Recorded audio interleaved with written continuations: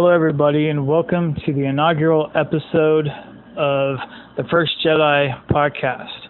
I'm your host, the First Jedi, and today we're going to do today we're going to be talking to the co-owner of Jedi Temple Archives, Mr. Paul Harrison, and hopefully we'll have this podcast out every 2 weeks or so, and he'll be our co-host. And go ahead and introduce yourself, Paul.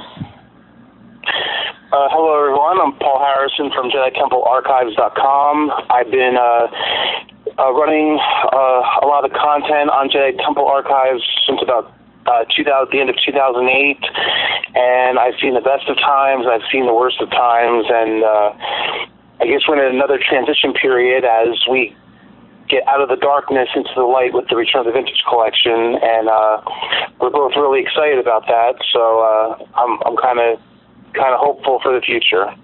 Yes, definitely. I'm personally, as a collector, I wasn't actually collecting during the time of the vintage collection. I saw the figures in stores. I thought they looked great, especially with the Kenner background and the cards. And I definitely wanted to get back into it. So I'm very excited that they're finally re-releasing those. Yeah, it's unknown exactly how many of the original batch are going to be, put out into the market again, but hopefully enough of them where it will encourage, all the new collectors that came in with the Force Awakens to start, the 3.75-inch super articulated scale, because it's really some of the greatest stuff Hasbro's ever made across any scale or brands. Yeah, and also as a unique perspective to this podcast, I'm actually a retailer, so I have a little bit of insight on things coming out in advance. I pre-order stuff for people a lot of times, but as far as Hasbro's vintage collection goes, as we've already seen at San Diego Comic-Con, the first 9 actually, were revealed. The first 5 of those, okay, I do know this much about the first case assortment, at least this is what is, in the retail community is what's probably going to happen, is there's 5 figures in Wave 1. There's Rey, the First Order Stormtrooper, Kylo Ren, the Hoth Rebel Trooper, and the fan choice winner, Dr. Aphra. And right there's 5 figures, so 5 times 2. These come in a case assortment of 12.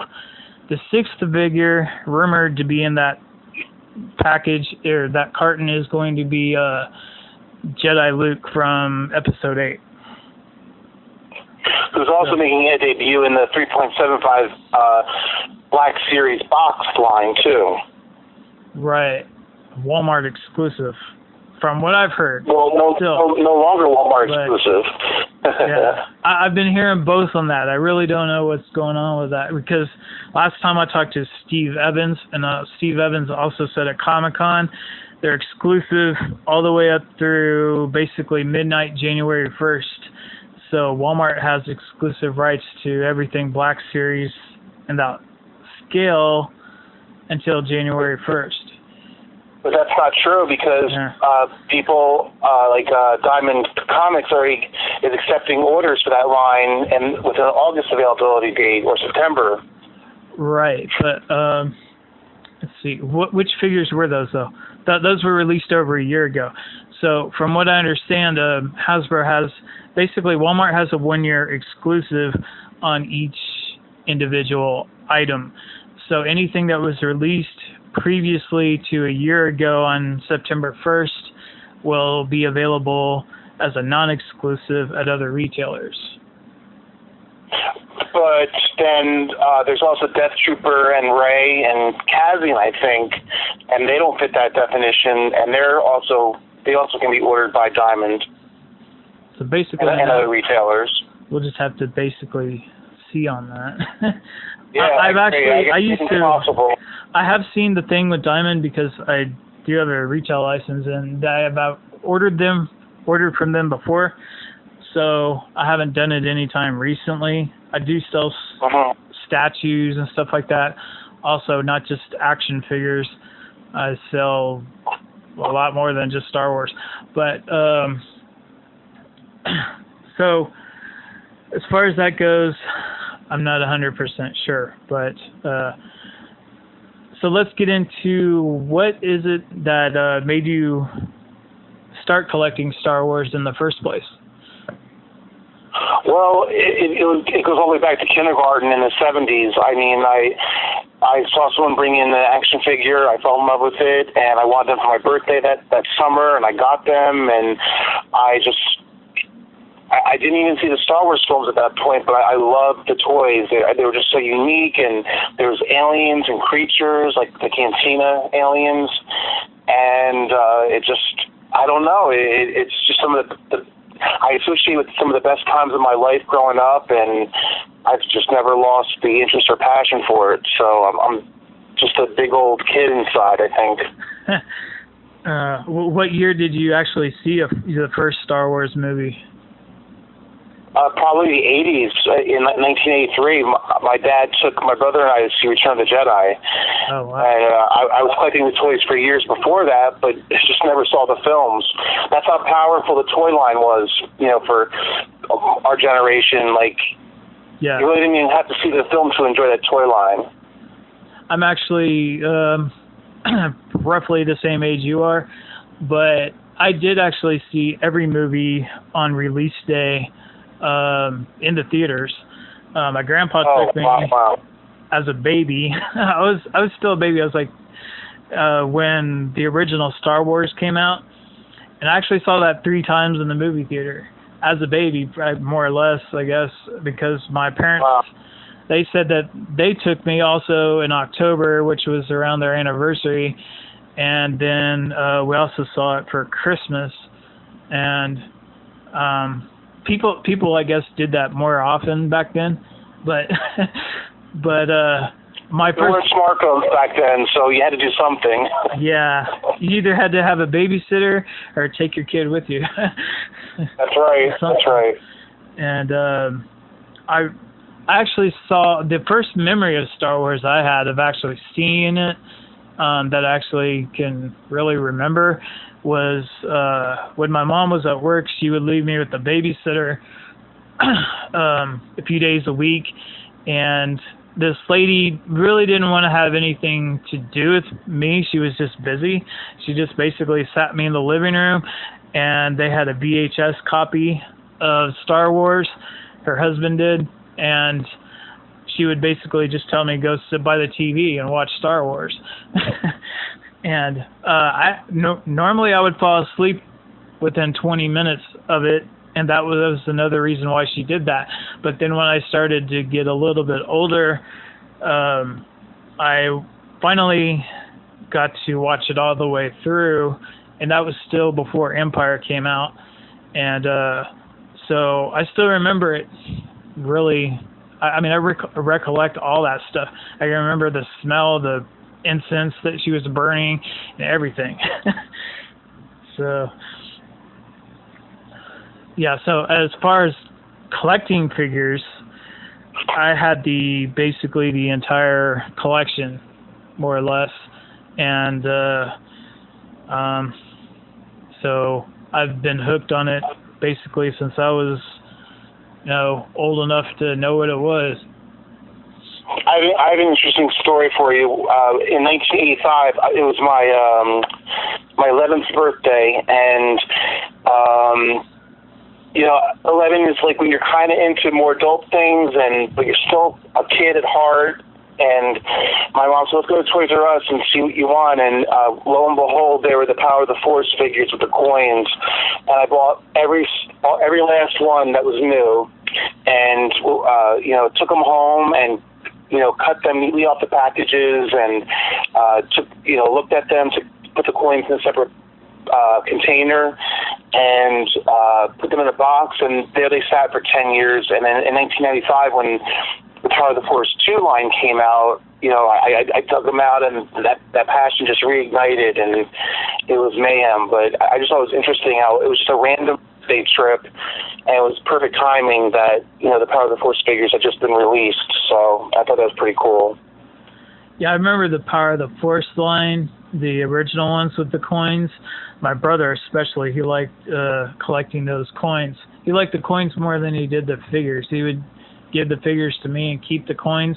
He thought of them like as silver dollars or something. But right. He had like an entire Star Wars coin collection. And I think my dad liked those too. But I quit when I was about 12 years old. I tried to sell my collection when I was 13 in a garage sale, but nobody wanted to give me more than like $1 for anything. They were like, I'll give you a nickel for Luke Skywalker or whatever.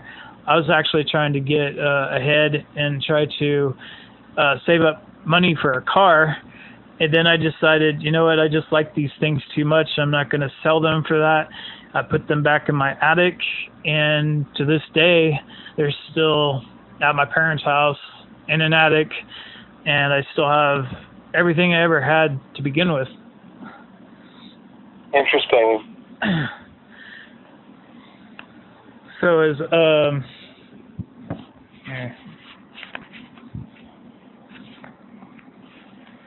all right, so as far as the latest news goes, recently within the last couple of days, they've leaked on Amazon. I think Jedi Temple Archives had pictures of these.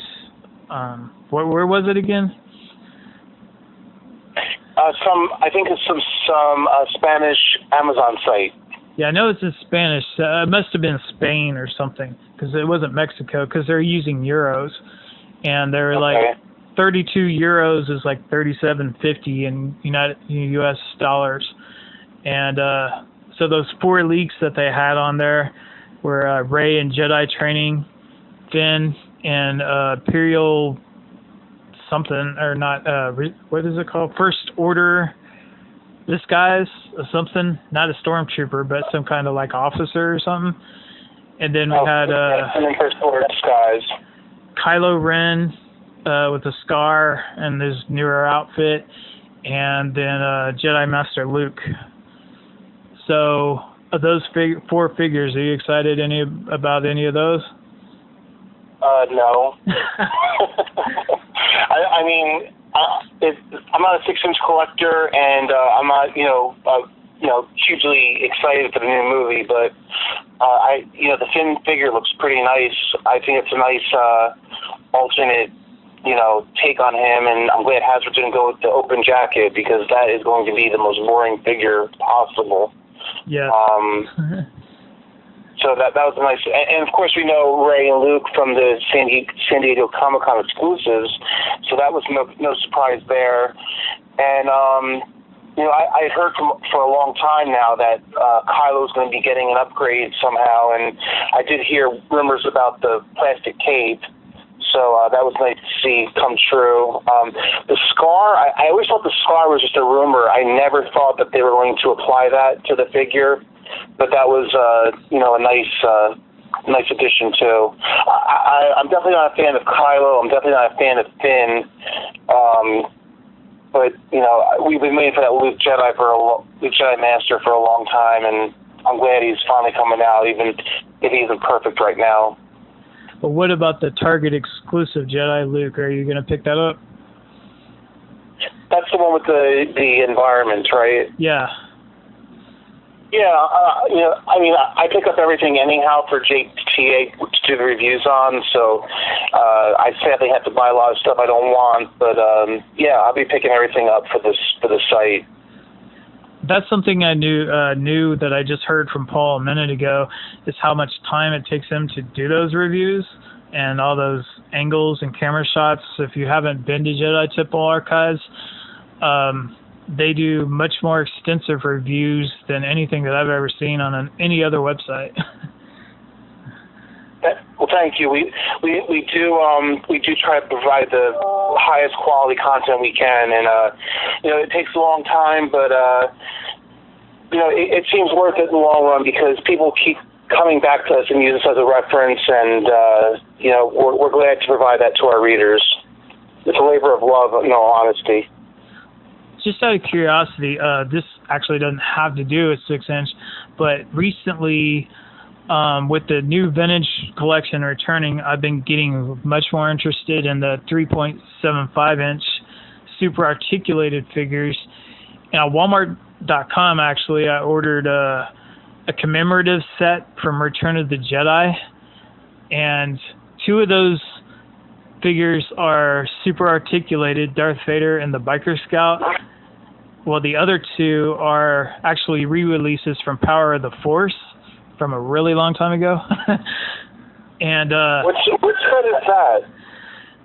It's the 30th anniversary commemorative 10 set for Return of the Jedi. Oh, okay. I know you're talking about. Yeah. That was a mix of everything. That was a hodgepodge of a motley crew of crazy figures. Yeah, I noticed though that those, I think the Return of the Jedi figures, I haven't actually seen I remember seeing those, I think at Costco or Walmart or I don't know, somewhere, but I never picked them up until just now. And anyway, I remember seeing them, but I didn't remember seeing 5 POA figures mixed in with super articulated figures. I think that Return of the Jedi is the only one that does that. I'm not really sure. Well, you know what? That set is actually, that tin is a testament to Hasbro's, unfettered love for the line and collectors.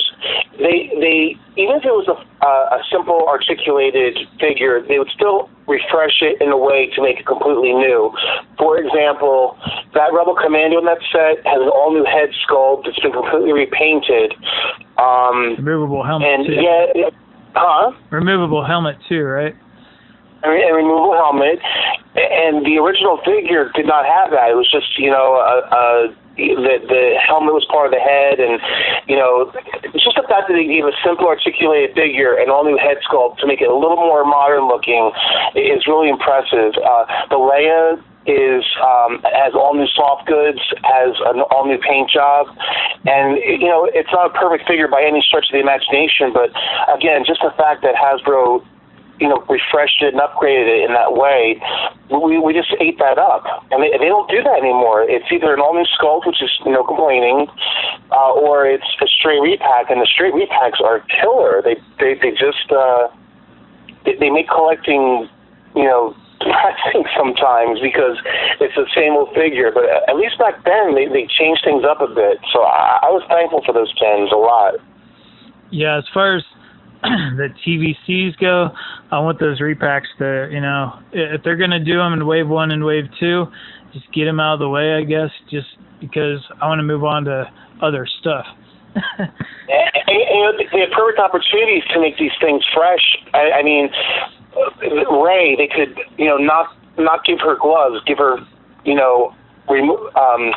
ungloved hands. We need a Rey of ungloved hands. So why can't they update that figure that way?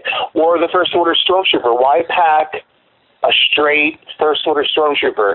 Why can't you get that artillery vest from the 5 POA line and put it on the vintage figure, the super articulated one, and release it? That's kind of quote-unquote new figure for us. They just need to think a little bit more aggressively that way and just to maximize the selling power of the vintage collection. Right. They also need to fix Rey's ankles. Yeah, this is true. True. I hope they do by then. I've seen the packaged version of her at Comic-Con, and so far it's still exactly the same thing. With the white ankle joints when she has brown boots, so it makes no sense. But I know. So about the leaks, like the Panama leaks, what do you think about that? Well, it's certainly exciting to see figures that Hasbro refuses to show us, right? Because of Disney. I've always always have said that 5POA are brilliant sculpts. Steve Evans and company, they do a fantastic job on the sculpts. Sometimes I think the paint jobs are better on the 5POA than on the 6-inch line. But when it comes, only 5 points of straight, 108, what's the degree? 180 degree movement, 180 degrees plane of movement.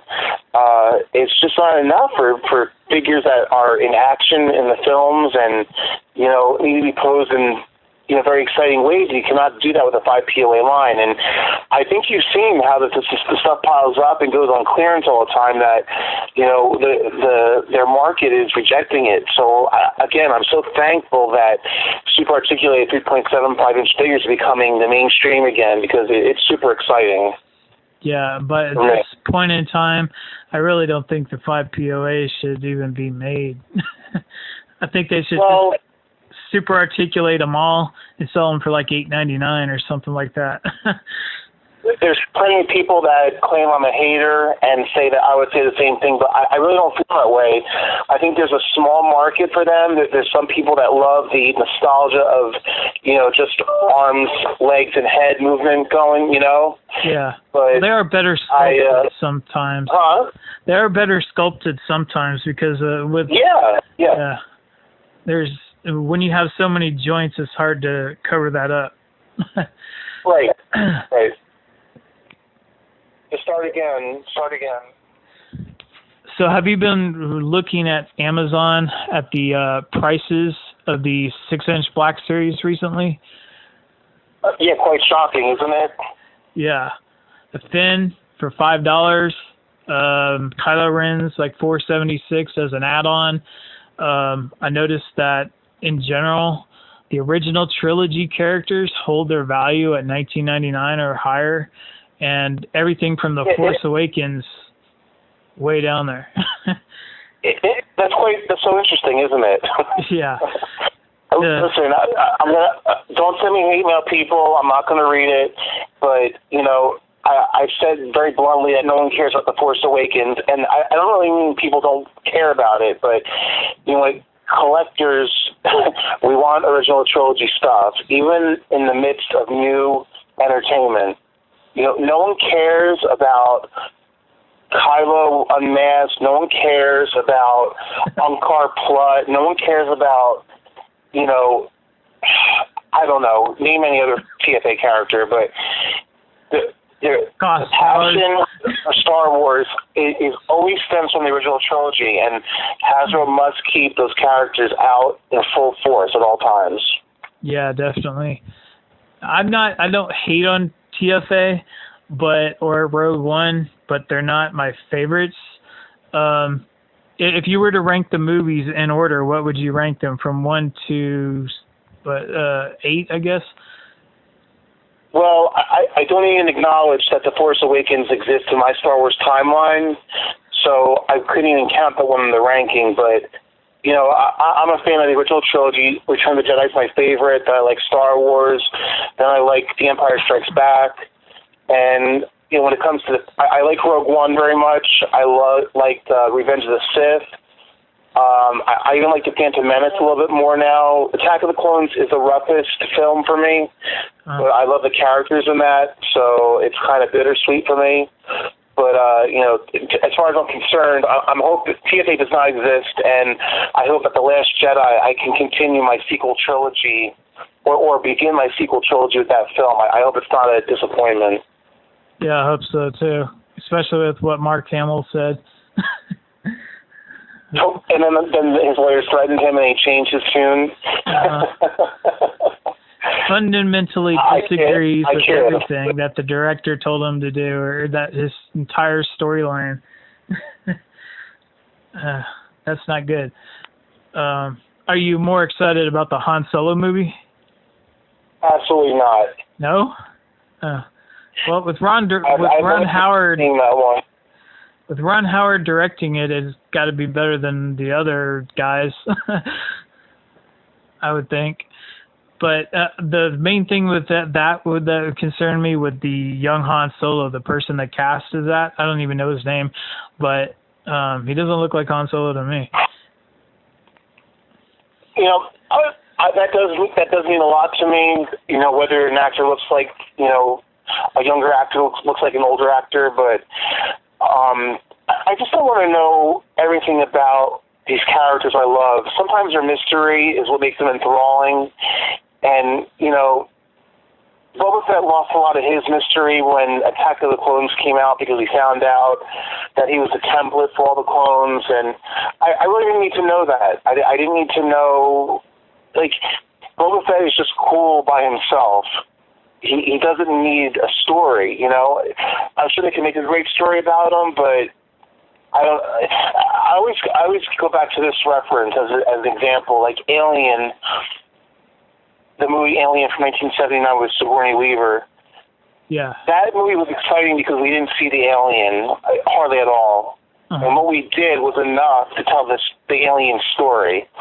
So I kind of feel that what we know about Han Solo, Boba Fett, and C-3PO, and whoever else you like in Star Wars, like what we know in the films is really enough. We let the expanded universe comics and books tell other stories, you know, but the films, I don't know. I like what I see in the films and kind of keep it there, you know? Would you prefer the expanded universe, meaning the books, over TFA? You know, the old VU is imperfect by a long shot, but I think there are indeed better storylines in them than what TFA showed, absolutely. You think Mara Jade will be in The Last Jedi? It would be nice to see. I hope so, but I'm not hopeful. Yeah, I don't think she will be, but they got to explain Rey's mother somehow. So. Well, do we know that Rey's Luke's daughter? According to Daisy Ridley, it was obvious, but I don't know. I mean, the whole entire saga has been about the Skywalker family, so it's more likely to be, I would say, I don't know, but it's very likely. I don't know. She's definitely not Yoda's daughter. I know, right? It'd be a lot shorter. But yeah, as far as the movies go, I would probably say Star Wars, the original one, would be my favorite. I was actually thinking about that last night. Empire and Jedi have kind of two different elements, and I kind of prefer Jedi over Empire, but at the same time, they're kind of basically like a tie. And then Revenge of the Sith would be the next one, and Attack of the Clones would be after that. And I would still put TFA and Rogue One above Episode 1. I actually watched Episode 1 like 2 days ago again. And it's not that, I don't know, the Star Wars, well, like you were saying about fleshing out their characters and stuff, the original trilogy characters, if you look at the original trilogy, none of that stuff that they come up with later on, it's very clear that they had none of that in mind in the original movies. There's no indication of any of that kind of stuff. And especially like Darth Maul coming back 2 or 3 times. And do you think Darth Maul should have came back?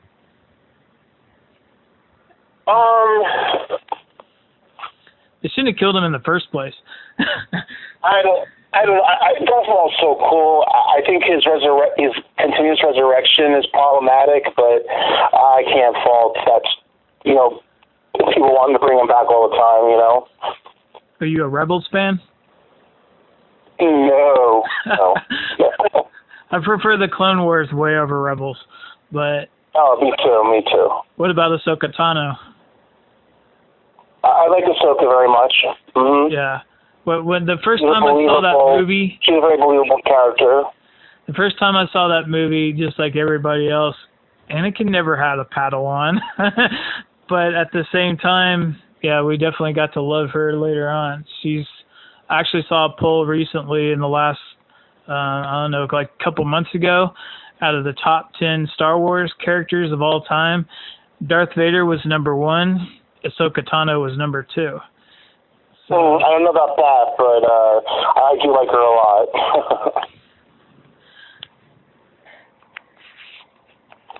So yeah, as far as Ahsoka Tano goes, I wouldn't say she should be number 2. My number 2 would also be Luke, like you were saying a minute ago. Okay. And as far as the vintage collection, as they return, what would be like the top 5 or 10 figures you would like to see? If I was given a choice of only 5, I would have to ask Hasbro to make the original 92 up, and modern updates. So, Imperial Dignitary Sima Lu. I would also, they've already made Yak Base in the Power of the Force line in 1997, but that would be just as important to me to see a modern update made of him as Sima Lu. So I would include him. We need the Lars Homestead Power Droid. I don't know why that's been overlooked for so many years. The blue one with the orange detail. We would need that mustached Bespin security guard. Mm-hmm. I'd like to see him done.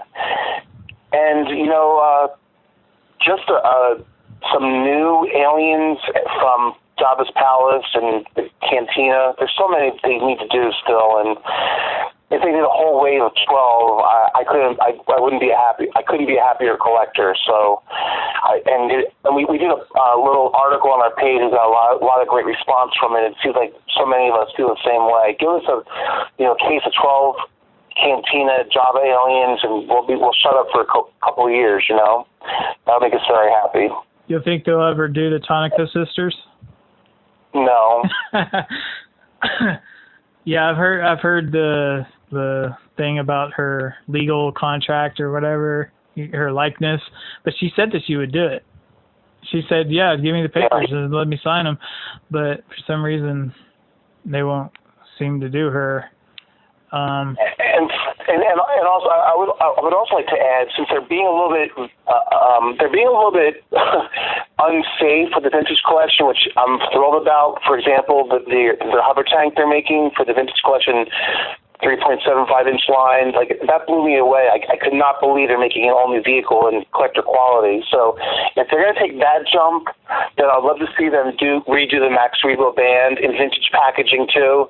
We need desperately a puppet version of Cy Snoodles, and this would also give them the opportunity to update Max Rebo and Julie McCool and the organ if they want to just refresh the Power of the Force sculpt. I would love to see a 3-pack with the instruments again in vintage modern packaging. I think that'd be divine. So I hope that it's on their radar. That would be great. It's super articulated size noodles. That'd be pretty cool. Yeah. Moving legs this time.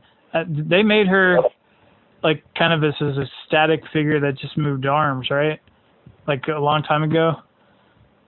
Well, both times, both in the vintage collection, which is based on the puppet, she just had movable arms and legs, and in the 1998 Power of the Force collection, they made her same way with a movable head, but it was based on the CGI, not the puppet. Right. So it was, she had eyeballs and stuff, which were really terrible, and she had like a more human type of face. So I would like to see them just go back old school and redo that. It's just a perfect way to do it, It started off vintage in the vintage Kenner line, make it vintage collection exclusive or something. At TVC, they could bring back dioramas. Isn't that where they normally put those in the TVC line? Do you have an example? Because I don't remember that ever being part of the TVC line. Well, I didn't collect it, so I wouldn't. I just remember people... No. I know they want original trilogy stuff, so it would have to be the vintage collection line that brings it forward, I would think. Or maybe like the Cantina things that used to come with those figures. Mm-hmm. I remember seeing recently they had like I don't know if it's a vintage collection, but they made like a Cantina diorama that came with like 2 exclusive figures, and it retailed for like $40 or $50, I think. Right. And it was like a full bar all the way across. I don't know if it was front and back, but it had like a cardboard thing in the middle, and it had like at least 12 seats or so. But I like to see that kind of stuff come back too. You need dioramas, but I think they could use TVC for that if they don't want to put that in the regular line for the 5 POAs, because I don't think they're going to do that. Although they did bring back Beast Packs. Are you excited about those? Or the deluxe probe droid, the Rathtar, stuff like that? The Wampa? Yeah, but I mean, just to be clear, those are part of the 5 POA Last Jedi format, so they're not going to truly be TVC quality, even though the sculpts are going to be good. They're going to be probably very simple articulation. I'm thrilled to see the but you know what? The Wampa does have high articulation, so I guess they're gonna do a mix of things. We posted a rumor report a while back that that House was going to be doing a move away from 5 POA, and it looks like it's going to be in the deluxe format. So it's great to see the additional articulation. So I don't have complaints there, but I think the Wampa. I don't know. I would like to see all that stuff in the vintage collection. Packaging. I think the Wampa, they said, had 22 points of articulation, and he's it's impressive, right? Yeah. Especially when he's in the 5 POA line. His Luke Skywalker's 5 POA. Right. And the probe droid, I think, has like 12 points of articulation. I think. Oh, that's great. That's fantastic. Yeah. I know at Celebration, there was this one guy there, and he was on another website doing another interview with somebody else. And I don't think he knew what he was talking about necessarily. I think he was just telling people what they wanted to hear, maybe. But I heard another person who had a recording device, and they asked him, I said, so episode 8, they're going to have more articulation, basic line? He said, oh yeah. And he's like, and he was telling people like 6 to 8 points articulation in the regular figures. And then when I heard about the Force Link thing, I'm thinking, I don't know about all that, because if the Force Link thing is a chip inside the actual action figure, I don't think they're going to have movable waists or any of that kind of stuff, but like the Power of the Force did. But they have been getting... Yeah, we had heard a rumor a long time ago, and we actually posted about it, that, there would be more articulation coming. But I mean, it did happen, but it looks like it's more in the deluxe format, like the creatures and stuff. So yeah, I'll take it any way it comes, The 2-pack with Darth Maul and Qui-Gon, they have articulated wrists as well. But yeah, see. What do you think about this Force Link thing? You think that's going to go over well? Hasbro feels under pressure for some reason to have some sort of child gimmick with all of the 5 POA lines they've done, whether it's Build the Weapon or in Rogue One, just fancy weapons, right? Yeah. And I guess this is the gimmick for The Last Jedi. It's back to a Comtech way of doing things, which, it didn't go over great in the episode 1 line. People got tired of it, really fast. It was like 15 minutes of fame, and it was gone. So I suppose that, this chip reading thing is going to, become boring very soon, too. We'll see. I don't think there's a need for it. People just want action figures, and they'd rather have articulation over these gimmicks. Yeah, I would, too. I don't see a lot of, at least adult collectors, wearing a bracelet to make their figures talk. Yeah, exactly. But, they're supposed to have sounds in the vehicles, too. The only one that I've seen so far that I really like is the A-Wing. It looks more like the Return of the Jedi A-Wing. It doesn't have that Nerf thing like Hera's. But are you going to pick up the A-Wing? Yeah, I'll be picking up all the vehicles. What do you got? Are you going out for Force Friday or? Yeah, I took off from work. I'll be out late on Thursday night, I guess, and not expecting much because the last 2 have been busts for me. So So you've gone out on every one Force store Friday? got one case of 6-inch figures, and that was it. So you went out for Force Friday and Rogue One on Friday? And Rogue Friday, yep. Yeah. I didn't go to either one of those two. The last big release, I went out for Revenge of the Sith when those figures came out. I went out that morning to the mall where they had them and saw them as soon as they opened. They didn't have any midnight thing or anything like that in my area. But the last Midnight Madness type thing, I actually worked at Walmart during that time when they did the episode 1 stuff, and that was ridiculous. There's so much stuff, and it's too bad that they can't do stuff like that anymore, or have figures in stock in that quantity with that kind of distribution that they had back then. Of course, right. Of course, they only came out 3 weeks before the movie, or 2 weeks before the movie, because I think Walmart ordered a $2 billion order in Hasbro Star Wars toys that year. It set the record, but that's why they were out in force. But as far as distribution goes, that was heaven back then. Right. But so is I remember. Do you remember all the backlash from the first Friday? How no one had any product. It wasn't available online. It was just disaster, pure disaster. As a retailer, I had those in stock. I had 50% of everything I ordered from Hasbro or from any distributor, it came in on time, while the other half of it came in around September 15th, a couple weeks after Force Friday. And a lot of that was the 6-inch Black Series line. They always come in a lot later than everything else. I had plenty of the 3 3/4 ones, but well, I know plenty of retailers that had to cancel all their orders because they got it months after the fact. Yeah. Yeah, that was a very terrible distribution. But last year was a lot better as far as Rogue One. It was so good, actually, you could actually find most of the stuff on the shelf 30 days after it was out.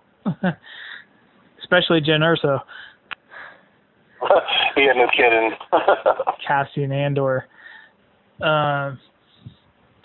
So I'm hoping that the distribution is just as good. But the fact that the 6-inch Black Series figures have not been spotted yet anywhere, and I don't have any yet, or even a shipping notice, I'm not sure. I guess they're going to hit retail on time, but they're definitely late compared to the rest of the stuff.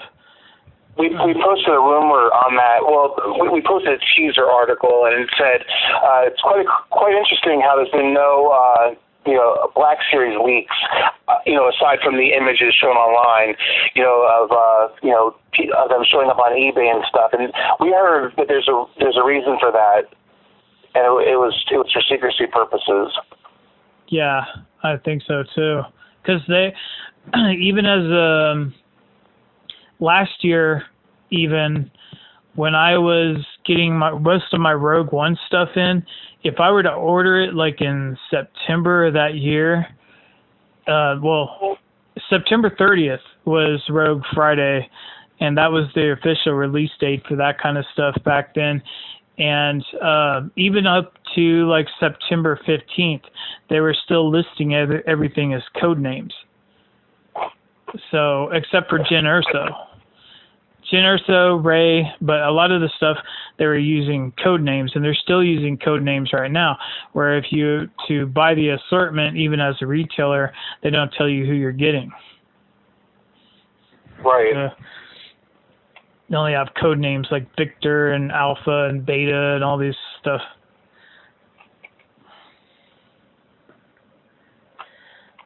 So are you excited about Rey? The Paige and Rose and all these new characters? I have an agnostic opinion of that right now. I'm just going to wait and see. I don't have any preconceived notions. I'm going to give the film a fair shot. Not hopeful about the film, but I'm going to give it a fair shot. I just hope it's better than the last one. It's got to be, right? Yeah. Well, the pivotal thing is Luke Skywalker. If they get Luke Skywalker right, I think it's going to be good. But they have to. The storyline between Luke and Rey is the primary storyline. That's got to be the best part, I would think.